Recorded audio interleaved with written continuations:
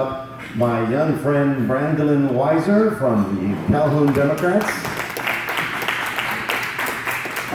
She was the one who put this whole thing together, and when I looked at the list of people, I said, this is forum, this is university class here.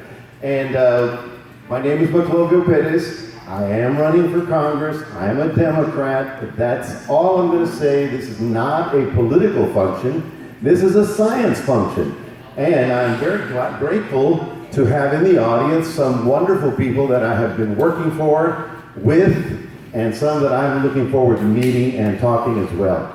The question is, where are we today with our air quality, our water quality, our earth quality? Are we going to be the next Houston, or can we survive the industrial age, and how can we best manage this? I've got some professionals here that have the answers, so that honestly ran into some people who are worried. Am I going to get cancer? I'm going, oh, don't live in fear. Let's live with some knowledge of where we're at and what we're doing. Now, we're going to talk about everything, and the truth is, this is not so much an environmental issues forum, this is a reunion of scientists, okay? And if we had a six-pack, this would go much longer into the afternoon, but we're going to do it. Now, my young friend, Mr. Aaron Pina, a local native here, who's now a doctor, is going to be my assistant. Please, come up, sir. You should be very proud of this young man. Which high school did you go to? Calhoun High School. Okay. Which elementary did you go to? Jackson Roosevelt Elementary. Which university did you go to get your BA? Bachelor of Science, Texas A&M University. Where did you get your doctorate? Colorado State University. Ooh, that with the hurricane guy. Bill Gray. Dr. Bill Gray. He passed away 5 years ago. Dr. Bill Gray was the one who first started predicting how many hurricanes we're going to get per year. So they rang the bell yesterday. They rang the bell yesterday for the height of hurricane. So they rang the bell yesterday at Colorado State University for the height of hurricane season, which started yesterday. Right. So the actual peak is going to be September 11th. But anyway, the bell was rang yesterday.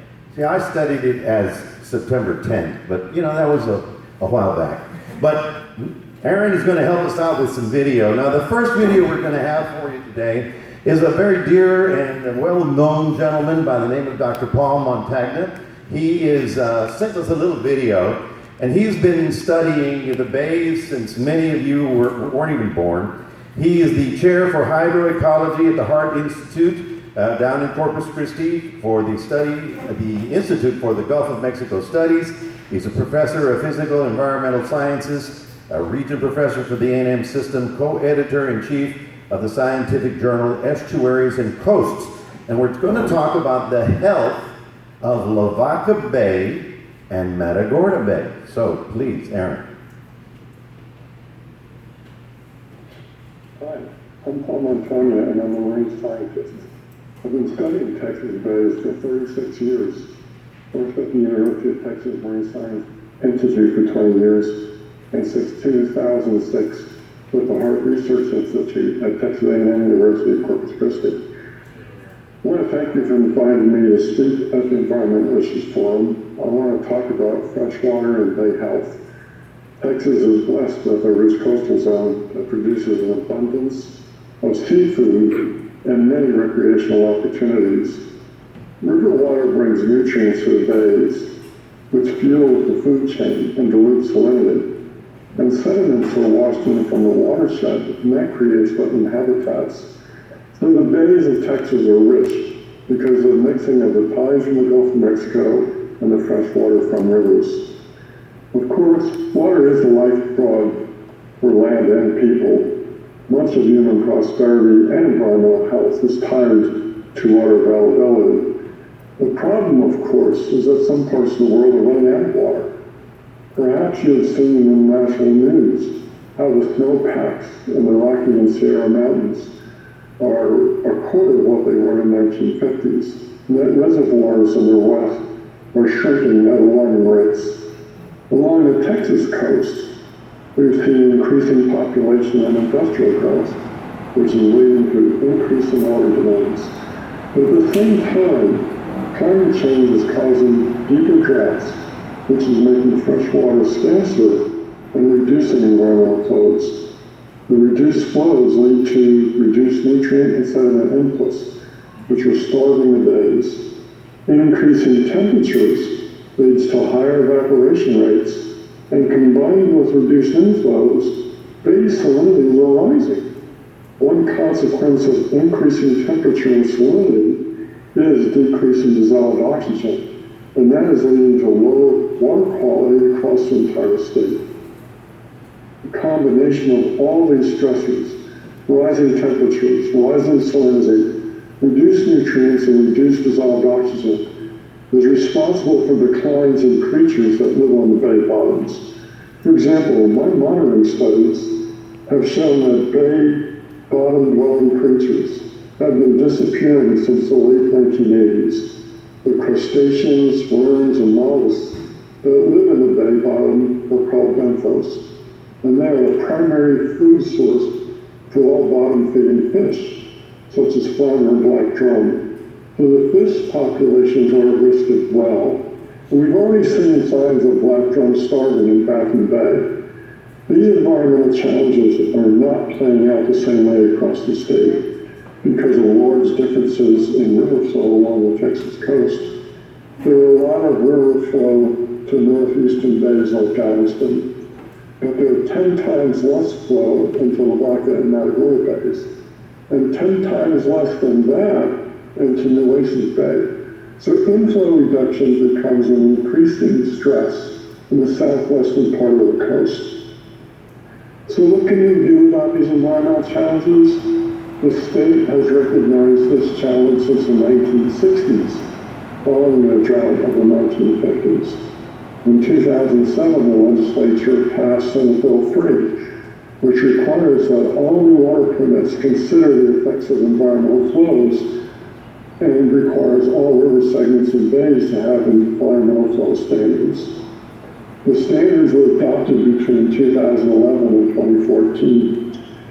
The problem is that the water quantity standards are complex three-dimensional tables, so it is difficult to know if we are in compliance with the standards on any given day. Another problem is that the standards are supposed to be reviewed every 10 years as part of an adaptive management process, but nothing is happening. This is because the leadership hasn't met in 8 years, and the process is supposed to be driven by committees of volunteers who lack monetary and technical resources, or some lack motivation. So I'm hoping that guidance and support will be forthcoming in the upcoming legislative session. Another part of the solution is the answer to the old settlers' lament: water every year, but not a drop to drink. We need desalination to help create more freshwater resources, but it has to be done the right way, or it will make the problems worse. Desalination creates brine when salt is extracted from seawater. If the brine is released into the bays, then it will accumulate, and that will worsen all the problems being caused by the current rates of water diversions, climate change, and increasing salinities. We must dispose of the brine offshore into the Gulf so it can be delivered properly. This is more expensive initially, but the long-term benefits would make it cheaper over the long run. Again, thanks for inviting me and expressing my views and concerns, and thank you for listening. All right. Thank you, Dr. Paul Montagna. I thought a freight train was coming through, but I guess it's just rain. The concern of our waterways in the future is a concern to everyone, and obviously we need to start doing something. So our next presenter is from the Matagorda Bay Foundation, Mr. Bilboa. Bill, please come up. His speech is entitled The Texas Forgotten Coast. He's going to be talking about East and West Matagorda Bay and Lavaca Bays, and the need for conservation and advocacy and representation. He was born as a native Texan in Brownsville, raised in Austin. In 68, 86. He completed his undergraduate studies. He was on the 12-year program, actually. His undergraduate studies was in invertebrate zoology at Southwest Texas State in San Marcos, and he's got an extensive background and many years of commitment to the Bay and its life. So, Mr. Bill Balboa, please enlighten us. Well, that's a big ask. Can y'all hear me? Yeah, closer. Yes. Closer. I wasn't going to use it. Okay, I'll use it. Yeah. These things make me really uncomfortable. I'm Bill Balboa. I'm with the Matagorda Bay Foundation. Prior to this, I was a Texas Parks and Wildlife coastal fisheries biologist for 24 years, and I spent half of my career in Matagorda Bay directing the monitoring of finfish in Matagorda Bay primarily. The Matagorda Bay ecosystem includes Lavaca Bay, so I'm going to cover some of that as well. I'm going to be very brief today in my presentation.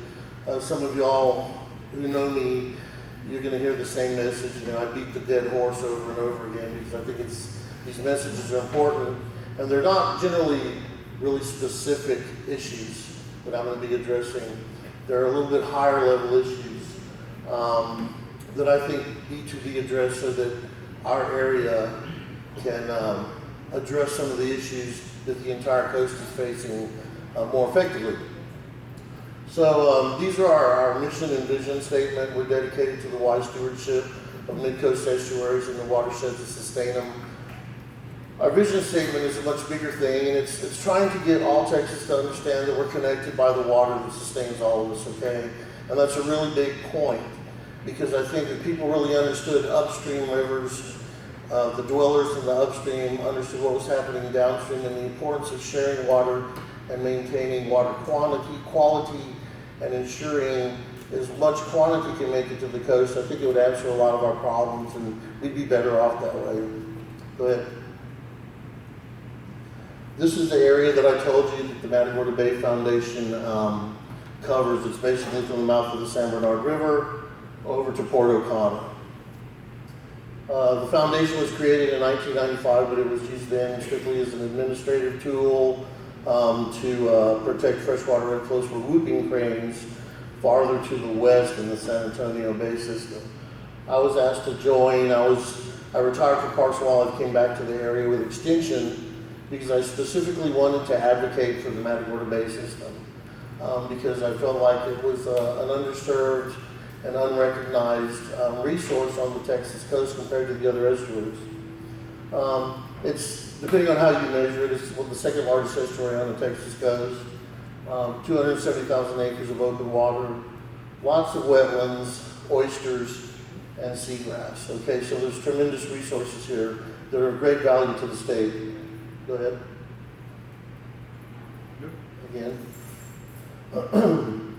So this is to me, I tried to make a snapshot of what Matagorda Bay is to me, and it's, you know, when I came here in 1988, I came from Austin, and I was shocked at the amount of history the Bay had in terms of the state of Texas into the nation, with German immigrants coming in Indianola, and the importance of Indianola as a seaport. I never heard about that in school, you know. So the Bay is really rich in Texas history, and I don't think a lot of people know that or know that well about it. The area's got a lot of agriculture. We've been known as an agricultural area for a long time. There used to be a lot of rice production in the area, and that's not here any longer. Christmas bird counts conducted by Audubon, and Brent can make sure that I'm not lying about this. The Mad Island Count has had some of the highest bird diversity for 20 some odd years, right, Brent? And so the area is very rich in biodiversity. And we also have a very productive ecosystem producing fish and invertebrates for recreational and commercial fishing. So to me, and I think it should be to everyone, Matagorda and Lavaca Bay have tremendous value to not just to Texas and not just to the region, but to the nation, and should be recognized as such. Go ahead. And so here are my issues, right?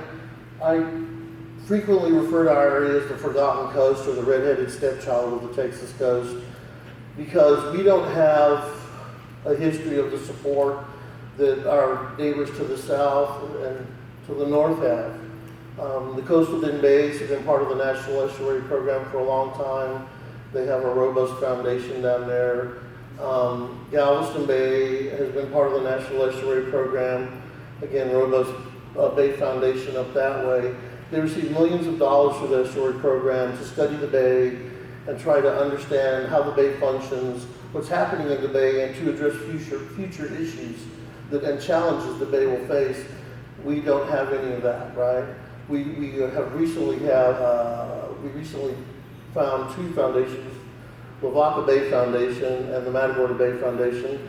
The San Antonio Bay Partnership's been working for a long time in that area to solve some of these issues that we're facing and to raise awareness for the area, but it pales in comparison to the upper and lower coast. And I think part of that is, and this is from my experience, okay, is that there's a distinction between the urban and the rural areas on the Texas coast. I participated in many Corps of Engineers and other government planning processes where they looked at the funding, how funding was going to be allocated on the coast to protect resources.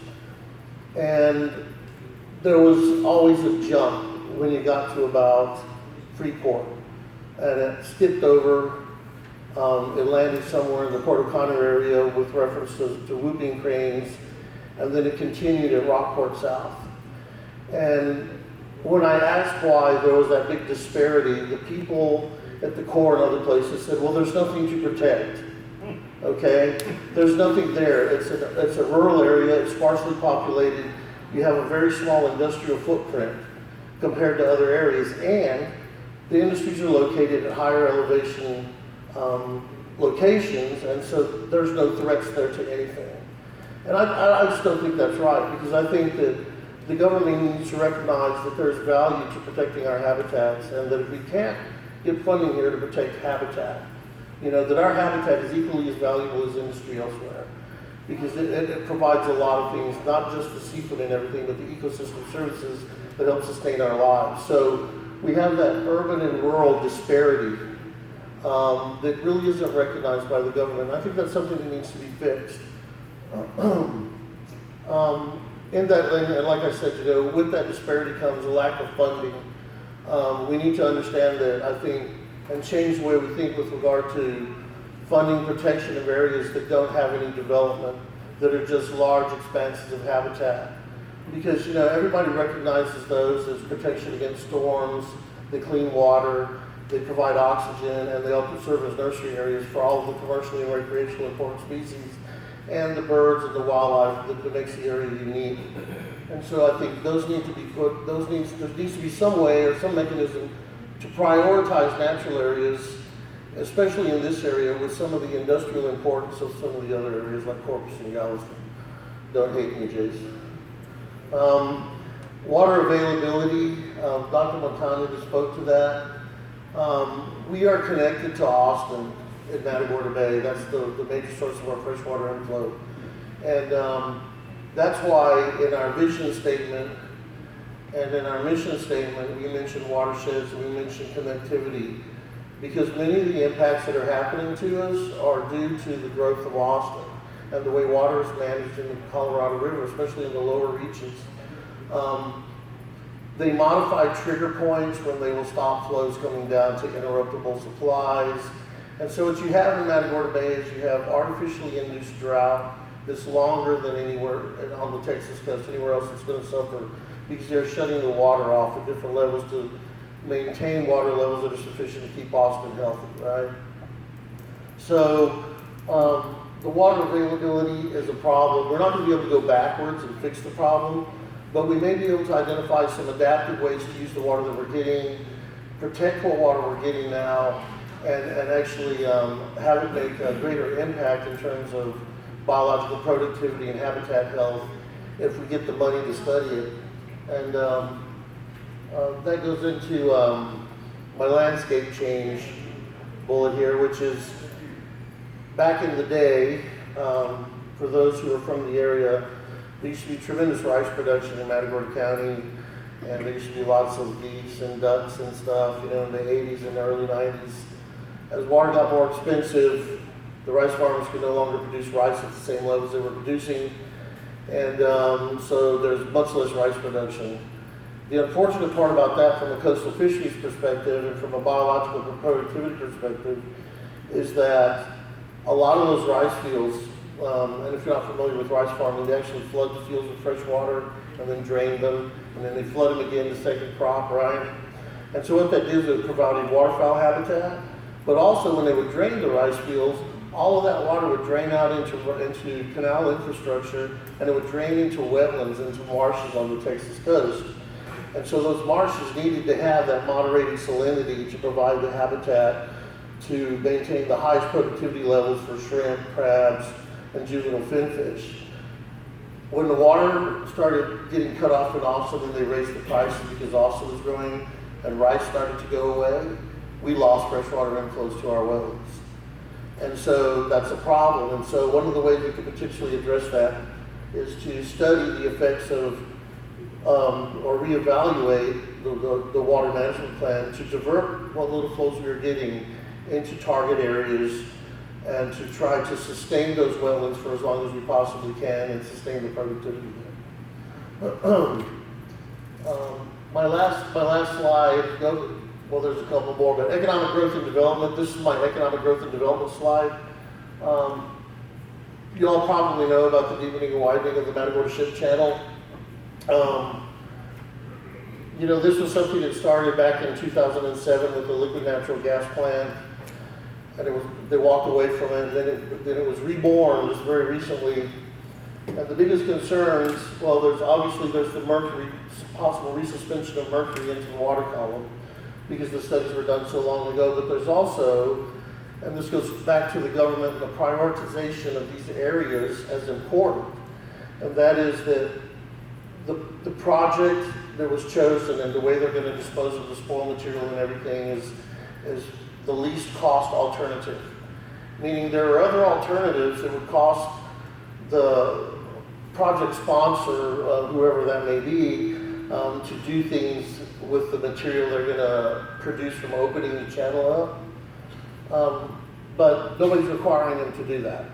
They're allowing them to save their money, and they want to deposit all the mud on the Indianola Magnolia side of the ship channel, okay?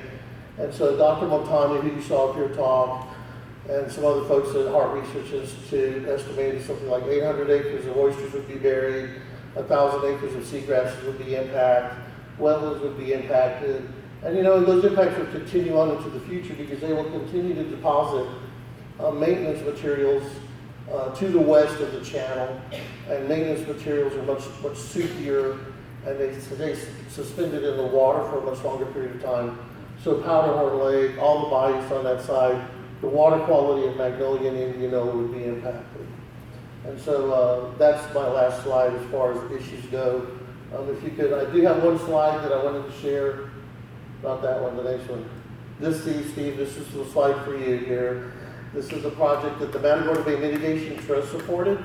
And I would like to say thank you to the Trust for being so helpful to sort of rectify or the unknown part of the Texas coast. And thank you to Diane Wilson for being a huge part of that as well. And that's all I've got. Bill,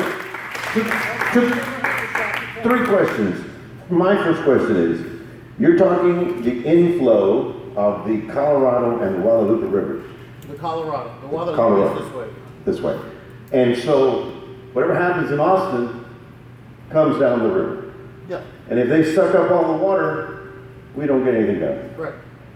And they know about this, right? Sure. Okay. All right. Anybody have a question for Bill? I mean, we want this to be a give and take so that we all learn a little bit, but if, you know, just feel free. This is not a science class. This is a community meeting on environment, and Bill, thank you so much for Thank you. all your work. All right. Oh, yes, sir. Yes, sir. Can I add to the doom and gloom? Hit it. Oh, more doom and gloom? Yes. We want solutions, Richard. If we don't get the water coming down from the Colorado, then the folks over here in the coastal bend would get some of that water off the Garwood District water rights. We have concerns as well. In terms of, for the folks down south? Yes. You mean, We live in a man-made watershed now. Oh, down in the Corpus area. Yes. Yeah, What yeah, lines? absolutely. It's pipeline. And Yes, if sir. there's no water for you, there's not gonna be any water for us.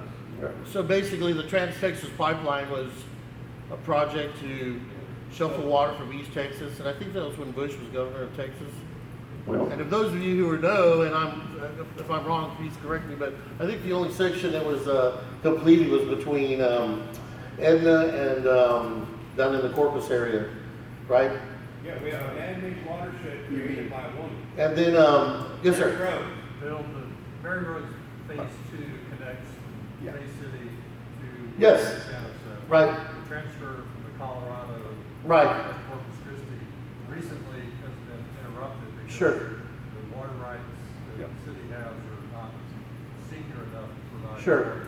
Well, and that's what I was going to say is that when I came to Matagorda County, there was a lot of corpus hating going on in county government, and they asked me to go out and issue forth a great proclamation saying corpus is evil, right? Because they have Garwood water, right? And I wouldn't do it. I said, look, in the 90s when they started water planning and stuff, I said, I told everybody, you need to go to these meetings and you need to scream and yell and make people understand you're at this end, right? Because if you don't go, they're not going to believe it, right? They may know on paper that there's a population there, but unless you're in their face, it's not going to take notice. They're not going to take notice. And so I basically told the judge, I said, the difference between us and Corpus is that they were on their game, and when the Garwood water rights went up, they bought some. I said, we didn't, because we thought rice was going to be our savior. But when you can get imported rice for a third of what it costs to produce it here, you know what I'm saying? So yeah, you're right. It's an artificial thing, and then he's right as well. They shut it off, and that's going to be more and more frequent, I think, unless the rain patterns change. So anyway. Bill. I have the forecast for the weather for the next 100 years. Oh, right there. No, I have it. Oh, you have it. Hot, real hot, and damn hot. So think about that one. Thank you, Bill. And okay, I'm here to defend Corpus. Without the Mary Roads pipeline, that city would disappear. As you know, they've been leaning on one little river for the past 150 years, known as the Nueces, whose headwaters are over there in Concan in the hill country. It don't rain in the hill country, Corpus gets no water. And so, it is a metropolitan area with a lot of people around it, trying to do the heavy industry thing. But without Mary Roads, it'd be a whole different ballgame. And so that second addition, the second pipeline, I'm begging for it because otherwise we're in trouble as well. So we have to hold hands here because we're all in this together, and hopefully all of us will come up with some solutions. Let's move ahead with the Nature Conservancy, Mr. Kirk Feuerbacher. Did I say that right? Close enough. Feuerbacher. I've been called. Feuerbacher. He's with the Nature Conservancy here in Calhoun County. His program is entitled Over the Nature Conservancy and its work in Calhoun County. Here he is, Mr. Kirk. Thank you very much. Well, I apologize for not having my presentation. It's in Calhoun County. It's just should be Calhoun County. Yeah, right. It is. So the Nature Conservancy is an international organization, a nonprofit that was started back in, I believe, the 50s and the 60s. And our first foothold in Texas was actually helping to protect the Atwater Preaching Refuge, which is pretty neat.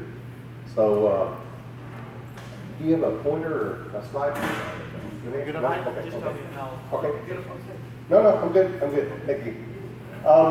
So the Nature Conservancy has been working in Calhoun County for quite some time. I don't know if everybody's aware of that, but We do a lot of different things. Next slide, please. Our mission is conserving the lands and waters on which all life depends. Next slide. And we've recently gone to looking at some primary interests and trying to prioritize and focus some of our work.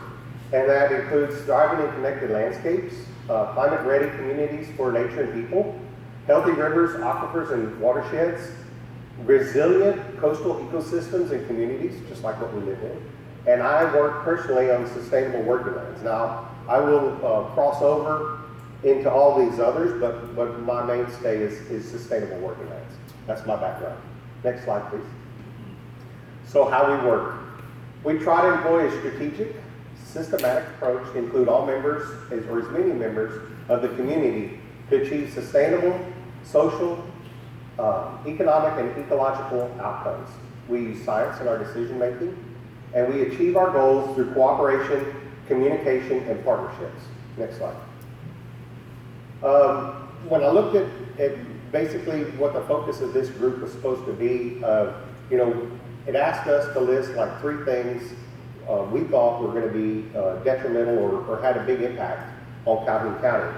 And for me, the TNC is really big on protecting land, doing land conservation easements, partnering with either nonprofit, state, or federal groups to protect land and keep it in a natural habitat. And so land fragmentation and conversion is a very big detriment to the landscape as far as the ecology, the environment, obviously, but also, things that people need: water, air, pollination, and everything else. This is due to the increased population growth, obviously, and also land fragmentation and conversion puts a bigger impact on our groundwater needs. Next slide, please. We do quite a bit of land protection. This is a slide of the land protection. This was pulled off of I think there was an article in the paper that showed the expansion of the Aransas National Wildlife Refuge, and the area that they've actually identified where they would like to expand is in the white. If you look at that white outline, the red is the actual refuge lands, and you can see there's quite a bit in Calhoun County. And then the orange are other protected lands. So if you look on the peninsula, that Port O'Connor Peninsula, to the west is the Welder Flats, just south of Seadrift, and the Nature Conservancy has helped protect about 3,000 acres in that area. And then if you look to the east of that peninsula, just north of Port O'Connor, then you see that the Nature Conservancy was really impactful. Actually, we were invited and we cooperated with the landowners and TPWD to purchase and protect Powderhorn. So we actually have an easement. Powderhorn is owned now by the state, but we have an easement on that property. Nature Conservancy purchased it, helped purchase it for